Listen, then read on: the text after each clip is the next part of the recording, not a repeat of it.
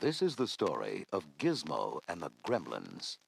You can read along with me in your book. You will know it is time to turn the page when you hear the chimes ring like this. Let's begin now.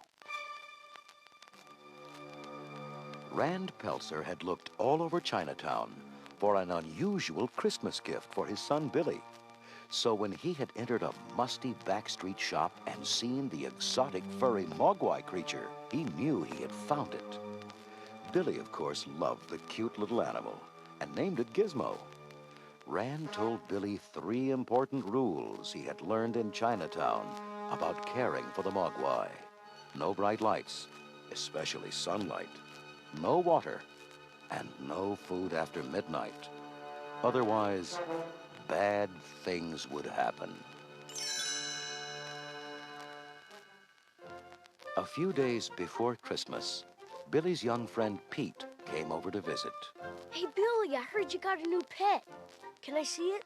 Billy gently placed the tiny mogwai on his drawing desk. Pete's eyes widened. Wow, where'd you get it? My dad got him for me. His name's Gizmo. Pete watched in fascination as the mogwai picked up a sketching pencil. Look, Billy, to him the pencil's as big as a post. Can I pet him? Asked Pete.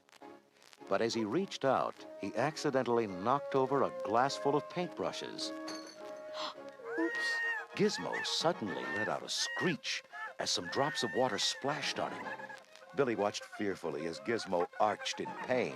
Oh no, he's not supposed to get wet. Gizmo, are you all right? As Billy stared helplessly, something strange happened to the tiny mogwai. The spots where the 5 water drops had hit Gizmo slowly began to grow.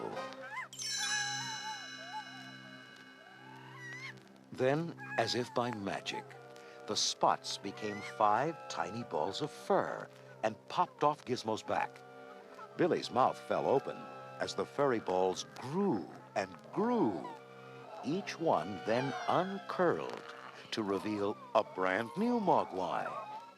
Pete watched the 5 new creatures stand up and stretch their new arms and legs. Wow, this is better than a comic book. That must be how they multiply, Pete. No wonder you're not supposed to get them wet. Billy examined Gizmo. Look, he's fine. The spots have completely disappeared. It's as if they were never there. The new mogwai grinned at each other, but Gizmo shied away from them all. Billy scratched his head. Look at that. Gizmo acts like they're different from him. But they all look about the same. Same size and everything. All except for this little guy with a stripe of white hair on his head. I guess we ought to call you Stripe, huh? What do you think of that? The 5 mogwai giggled, but Gizmo sat quietly by himself. Billy took the new mogwai downstairs and set them on the coffee table while he looked for his father. Dad, we, got Gizmo wet. I think you'd better look at what happened. Rand walked into the living room to find the new mogwai humming, giggling, and shoving each other happily. Stripe was playing a portable video game, and another was eating grapes out of a bowl. Rand shook his head. Oh, brother. I think it's time we had these guys checked out.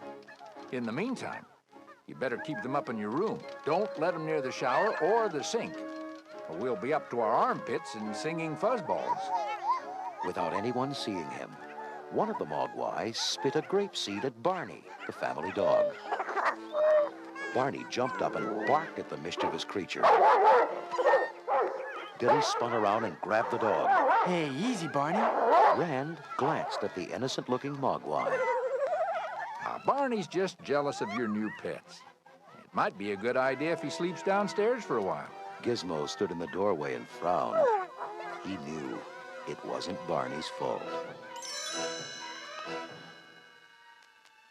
The next morning, Billy took a mogwai to his old friend, Mr. Hanson, the high school science teacher. Billy told him about the 3 important rules and how the new mogwai had been created. Mr. Hanson examined the tiny creature carefully. This is amazing, Billy. I've never seen anything like it. I'm afraid all I can tell you is that water has to be above freezing for them to multiply.